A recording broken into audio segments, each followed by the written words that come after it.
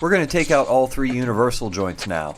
They're only held in by 4 snap rings and some pretty tight machining tolerances. Sometimes the snap rings put up a fight, but it's one you'll never lose until you give up.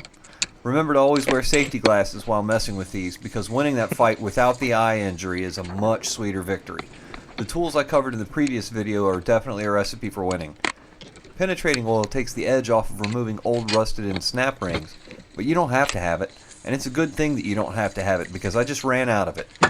The snap rings actually do double duty. They don't just hold the joint together, their purpose is to keep the U-joint centered in the yoke, and we'll get to more of that later. A bench vise and a pair of 2 jaw pullers are inexpensive and outstanding tools for this job.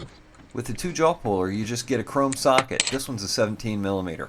Just make sure you use one that fits down inside the bores of the yoke. Really, we should be removing the shaft side first because we're not reusing this yoke.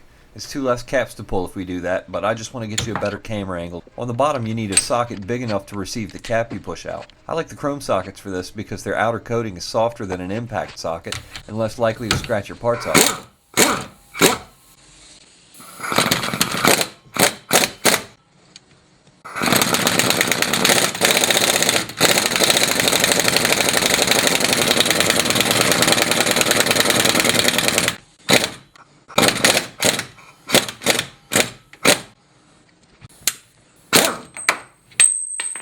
When you're pressing these out, try not to push the top cap all the way through. You want to stop just prior to that happening because it will save you a lot of time and effort. Grab the cap on the other side with pliers or vice grips and yank it out. It's a tapered cap, so it's pretty easy even if you don't have much to clamp down on. If for some reason you need to save the caps, don't use vice grips like I'm using right now. Get something with a smoother bite and take your time.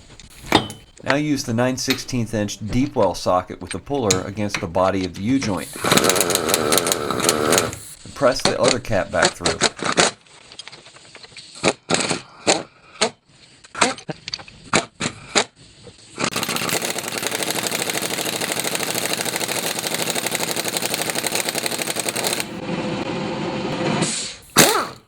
Repeat this process for all the other caps you're going to remove.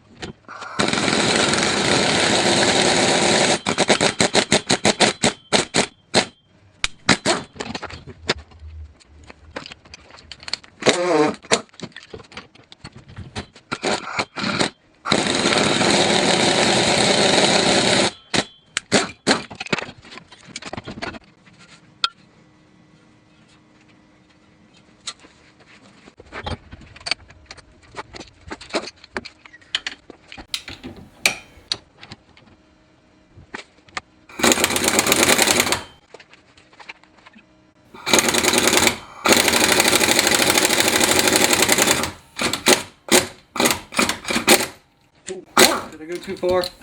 Let's see if I went too far. Alright, boys and girls, this is where you made life harder for yourself. If you wind up pressing this cap all the way out of the bottom and this one falls out, the problem is you have to get this realigned and pressed back in. before you can remove the rest of the joint. So that's the kind of stuff you want to avoid, but I did it to myself, and I don't have anybody to be angry at but me. Stupid vice! Can't blame your tools. So this one's going to come out real easy because I went too far. And we're using that socket again. It's important not to bang on the joint whenever possible. Try to press these parts. I think I got it lined back up again.